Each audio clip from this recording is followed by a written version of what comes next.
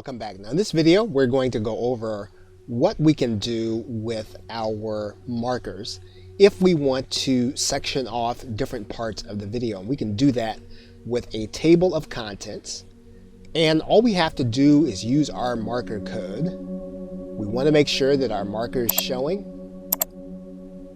When our marker bar is showing, we mark off the different points that we want.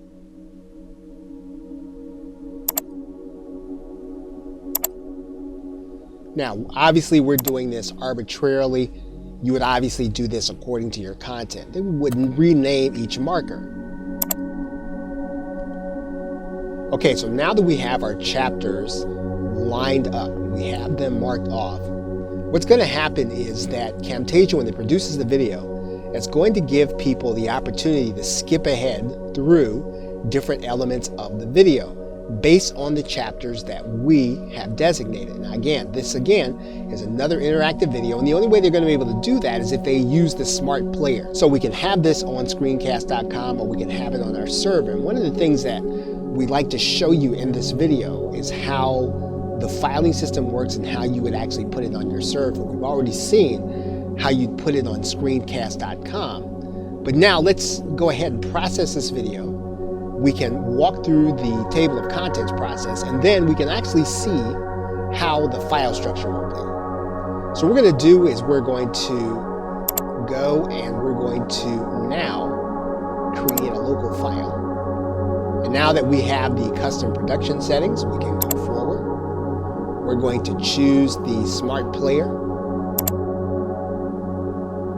And then we're going to customize our actual player.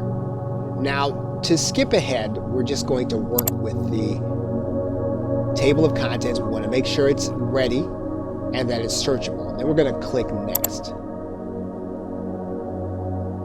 Now, we're going to have one more screen after this. I'm going to click Next. And we're actually going to now be able to dictate what our table of contents is going to be like. We can fix it to the right or fix it to the left. We can have text with thumbnail. We can number marker the entries. So we've got some flexibility over what our table of contents is actually going to look like. So now what we're going to do is we're going to click Next. And we're going to go ahead and produce our project. And one of the things you're going to see right off the bat is we're going to have a number of files that are going to be available to us. So now we're just going to click Finish. And then we're going to let the project start its rendering.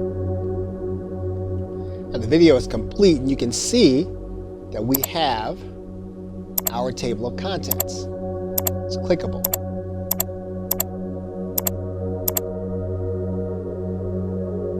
But now this video is now on our hard drive. What we're going to do now is we're going to take those files. We're now going to upload them to our server. So we're going to come back here and open our production folder. Here are all the files, and so now what we're going to do is we're going to upload them to a site. And so now the same file can be served from our server and can be represented here on our site. So the same smart player is there, the same level of interactivity is there. It's now on our site and not on screencast.com. Okay, so with that, thanks, and I will see you in another video. Welcome back. Now in the last video we talked about the fact that we can have, the last couple of videos we talked about the fact that we can have these interactive videos on individual web pages. And so now it's time to talk about, well, what can we do inside that interactivity? Having a table of contents is great.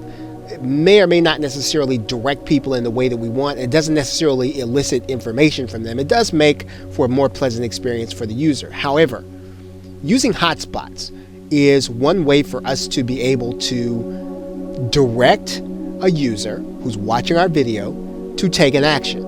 And so when we actually use, we're going to go into the annotations, we're going to grab the interactive hotspot, and what we want to do is want to pick a period, a specific period of time where our video is. And we want to do something with that video. We want the user to have to click something. Now, the most important thing when you do this is to remember that you're going to have to give the user some instructions. So this might be a point at which you are going to give them, you're going to write something in here. Right? You might write something in here. We're going to go ahead and leave that one there. We might write something in here like,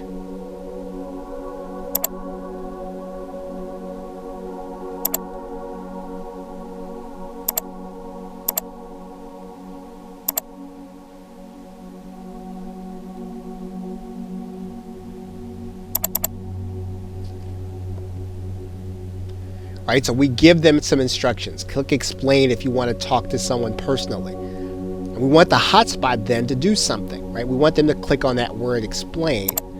And then we want something to be able to happen when that happens. And so we want to do something over here in the properties. And we can have it so that someone, when they click it, they actually go to a URL. Basically, what we're trying to do in this hotspot is we're trying to get the user to do something.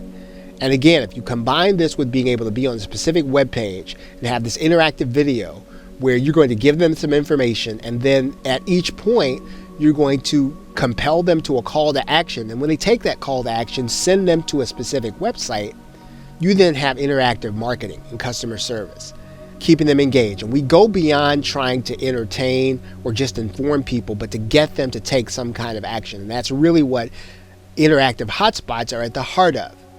And we can do that very simply by making our button clickable and by making sure that the video does not go any further until they take some kind of action. Now, we want to make sure that our words are at the same point at which the hotspot comes, so that the user then starts to understand, okay, well, maybe if I click this, then something will move on.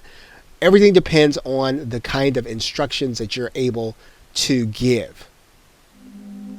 So when someone clicks a certain link, if they want to talk to someone personally, what's a good thing for us to do? Well, the good thing for us to do is to try to get some information from them, right? Is to try to figure out, maybe to try to help the person who's going to be taking the call, or to help the person who's going to be serving that person, to try to find out a little bit more about them. And we want to be able to send that person to a place where they can give us some information. And that's really where our surveys come in. And so this URL can be a page on your WordPress site with another interactive video. Basically, what we're doing is we are figuring out ways for us to chain together the interactivity. So we're not just informing, we're getting involved with the customer, and we're actually getting information from them, hopefully. Okay, so with that, thanks, and I will see you in the next video. Now that you understand the concept of daisy chaining the hotspots, you can now look at surveys in a different way.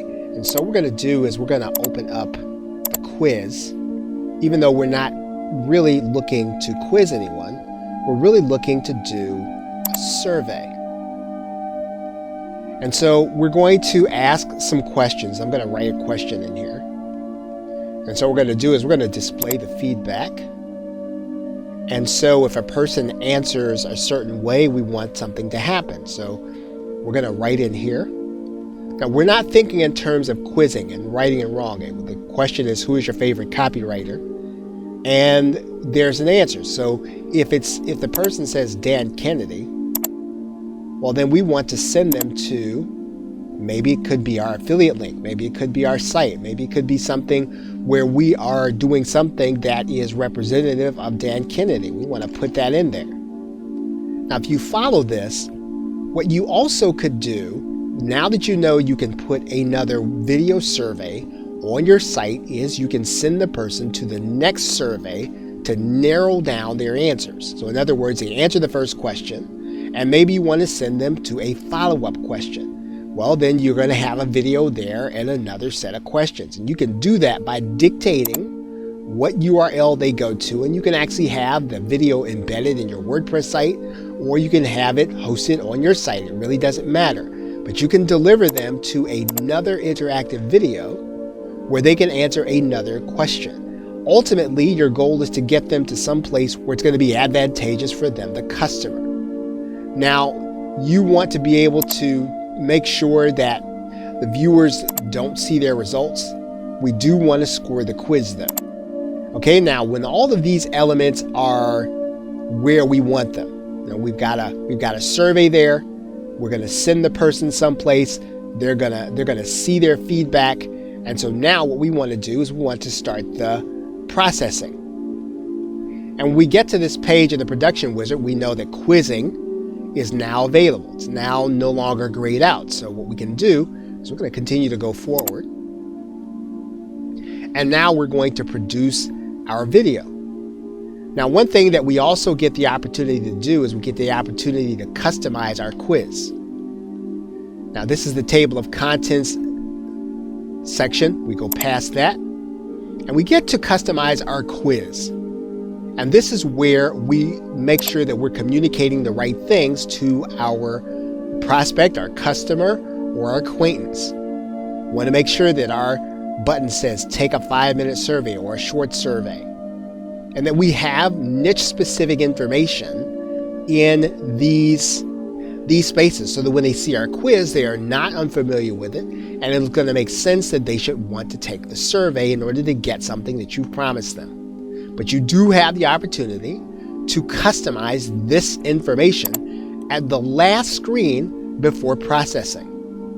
And so once we process, we can either process as a smart player that we're going to host on our site, or we can back up and actually host this site on screencast.com and embed it on our website. We can do it either way. The important thing is that when the user takes some kind of action, that we send them to the next chain that we want them to be in. And if survey is the first part and you want them then to be sent to the page with the hotspot, you can do that, or you can do it vice versa. The point is that your interactive quiz or your interactivity can send people to web pages. That's the most important thing. So whether someone watches a video all the way through or they get to a certain point, you can ask them to take an action if they want to see the rest of the video. Okay, so with that, thanks, and I will see you in another video. Welcome back. Now in this video, we are going to talk a little bit about picture-in-picture videos. And you notice that the only video that's in the canvas and on the timeline is actually a portrait talking head video. Now we can actually import any other video into this project that we want. And all we'd have to do is to go to File and the Import command and look for other media. We can also look for recent Camtasia recordings. In this particular case, let's just pull one of the Camtasia recordings into the timeline. Okay, so now we have this recording. What we're going to do is we're going to go ahead and add it to the timeline at the playhead. Okay, so now we have a video and we have a talking head video. So what you're going to notice right away is that the talking head video seems to have disappeared. But as you can see, it's really on the bottom of two tracks, neither of which are opaque or either of which are invisible. So what we need to do is we need to move this track up and move the others down, right? And we can do that very easily just by changing the order of some of the tracks. Digital marketers and entrepreneurs, many of whom use systems like Facebook Live and YouTube, are looking for ways to be more connected. One of the ways that they're doing that is by making sure that they are in their videos. But the other thing that they're doing, they're coming back to this medium but with no background.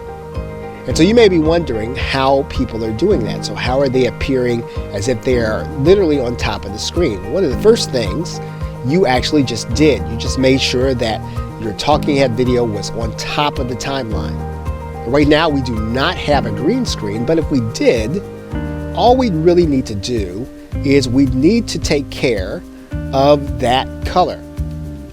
And so we could go to the visual effects and then we can drag on top of the track. Now, of course, we don't really have a color, a specific color to really take out, but you would want to make sure that if you wanted to appear right outside of your background, that you just had a background that really contrasted with where you are, and that it was some color that could be easily removed inside of Camtasia. The process is very simple, and the most important part is to make sure that you have good lighting even before you get to Camtasia. And when you do that successfully, what you're going to be able to do is you're going to be able to do things with hotspots that previously you may have been unable to do. And these are the two basic steps to being able to use Camtasia 9 in order to have your image cut out on top of your presentation. And all you really need to do is have a green screen video that's shot with green in the background. You're going to remove that with the Remove a Color tool. And then you're just going to make sure that the video is on top of the video. Okay, so with that, thanks, and I will see you in another video.